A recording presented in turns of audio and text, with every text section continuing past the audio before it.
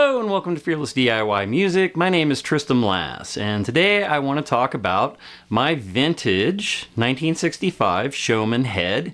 It is a Fender product. It is a post-CBS product, but we're going to get into some of the nuances of that. And that's the main purpose of this video, is to discuss vintage blackface Fender products and the weird transitional period between 64 and 65, and even a little bit maybe into 66, of how sometimes when you purchase a vintage piece of gear, specifically amplifiers from that era, you might be getting a grab bag of parts that were manufactured across a much longer timeline than the year that is stamped on your amp. So, I would like to first start off by telling a little bit of history about this amp. I purchased this in a pawn shop. Well, no, it wasn't a pawn shop, but it felt like a pawn shop. There was a little ratty guitar store in my hometown, and this amp was sitting in there on top of a homemade 1x12 cabinet. And it had a price tag of $75. So, I kind of was looking to move away from my crate. I'd been using a crate 2x12, as a lot of people did back in those days, in the late 80s, early 90s, and I was like, I want to get into a tube amp. I want to get myself a, just a big, powerful tube amp. So, this Showman was sitting in there, and for 75 bucks, I was like, hey, can you throw in the cabinet? And he's like, yeah, of course, you can have the cabinet, because the cabinet was worthless. And it shortly blew up not long after I had it. So for years, for many, many years, this was my only amplifier. I had this, well, starting in the early 90s, I played pretty much every show that I did up until 2008 using this head. There were a few exceptions in there. There was a short time period when I had a Softtech MiG 50. I did not care for it because it did not have enough clean headroom. This amp is nothing but infinite clean headroom. So I got it. I put it on top of an Ampeg 4x12, and that was my guitar setup pretty much for my entire professional career. So I've logged a lot of hours with this amp. And that's one of the reasons why I don't play it much now, is because I've spent a lot of time with this amplifier, and I kind of enjoy exploring, my little solid state amps like this, especially the acoustic Control Core 117. I love this amplifier. I really am enjoying my new high watt Crunch amplifier as well, just another solid state combo amp. I'm really enjoying playing these, smaller solid state amps. I really enjoy them. But the bulk of my career was spent on this head. That being said, the story aside, it's only really come to light to me exactly what this amp is over the past, decade or so.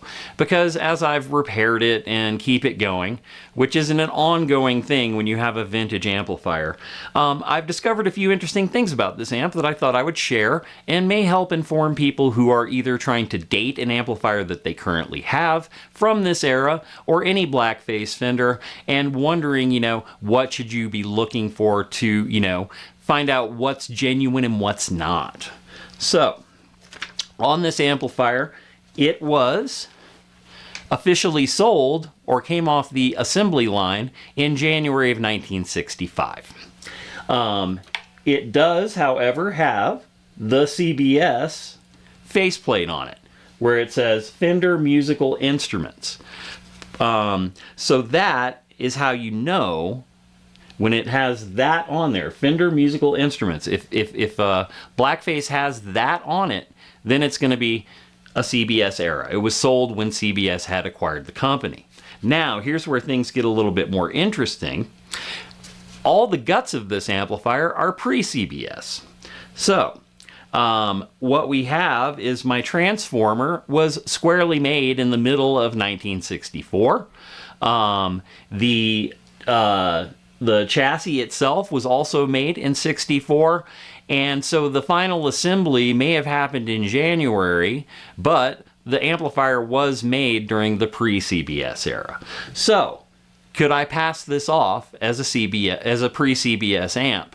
No, I would never do that, because the official dates on it and the official stamp says that it was sold in January of 65.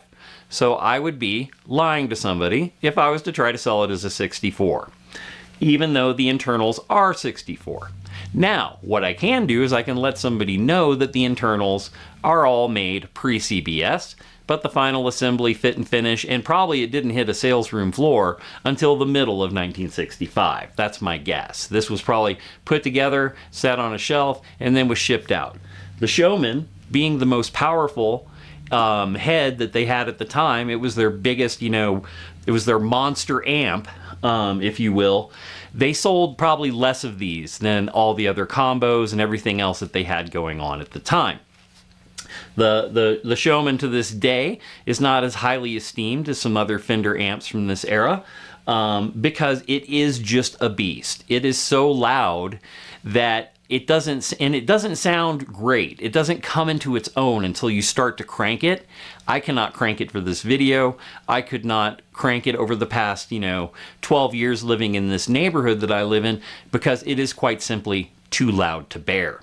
So today, when I do actually get around to playing a little bit through it, we're going to be resting right in between 3 and 4, and that's kind of pushing things a little bit. I have my treble set to 5, my mid set to 6, and my bass is at 4. These are the traditional settings that I usually use. I should also go ahead, I think my vibrato, or tremolo I should say, is set to the proper setting. I'm going to grab my foot switch and just have that there so that I can turn that on and demonstrate that the tremolo does still work. So I don't really use this amp anymore, and I thought it would be fun to play it on camera for a few minutes and discuss it a little bit, and talk about the things that I already covered. What you can get a grab bag. If you buy something from early 65 to late 65, even early 66, it could have pre-CBS parts in it, for sure. All right, let me turn off my drive. All right, so that's my clean tone, and let's just listen to the vibrato real quick so I can get that out of the way.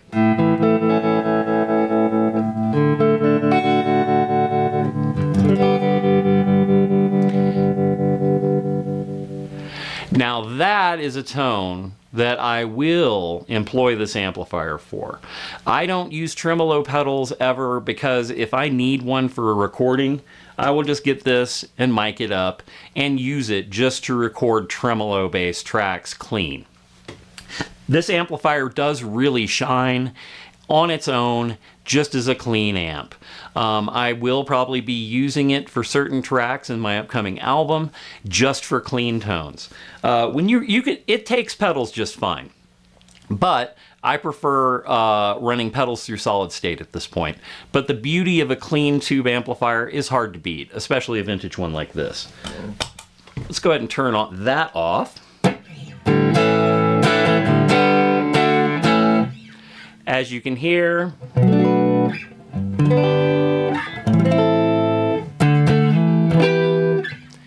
very nice clean tones. I am on my neck pickup right now.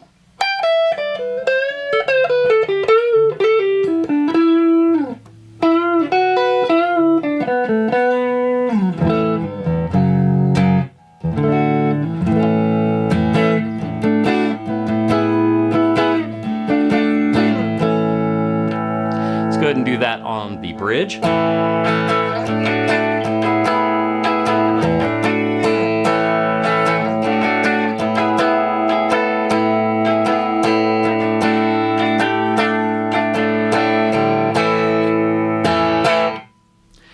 So it sounds fantastic. It's a very, like I said, it really shines as a clean platform. And then when we add a little dirt,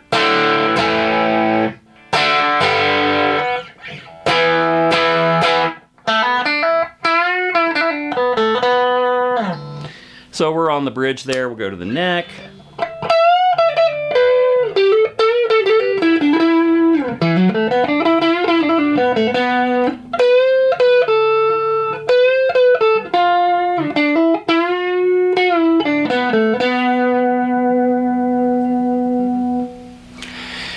And as you can tell, the amplifier sounds really great. I do still enjoy playing it upon occasion. I look forward to deploying it in the studio, but it is highly doubtful after my 30-year run with this amp that it will ever be something that I'll be flicking on regularly here on the channel for demos and things like that. Like I said, I kind of prefer at this point in my life using the simplicity of this little solid state amp here. This is vintage, you know, and it sounds fantastic. My little, you know, acoustic control core 117, but it's undeniable that a blackface vintage amp does have a vibe and a sound all its own. They sound incredible, but like I said, I wish that I would have bought a much lower wattage combo back in the day and had used that and just mic'd it up more rather than getting this behemoth. I will never get rid of this amp because of the sentimental value involved, but practically, it's just not something I'm probably going to be using much. So enjoy looking at it. I hope you enjoyed hearing it for a moment. If you watched the video up to this point, I would really appreciate a like and a subscribe. Shares and comments are also greatly appreciated. Does anyone out there also have, you know, a vintage blackface or thinking about buying one? Some of them are very unobtainable at this point. These Showmans are still out there. They are fairly expensive and they are fairly overpowered, but if you want to have a vintage amp and you're out there playing and you need a lot of wattage, you can't go wrong with an amp like this. All right, smash that subscribe button for me and we'll see you next time with more content. You take care.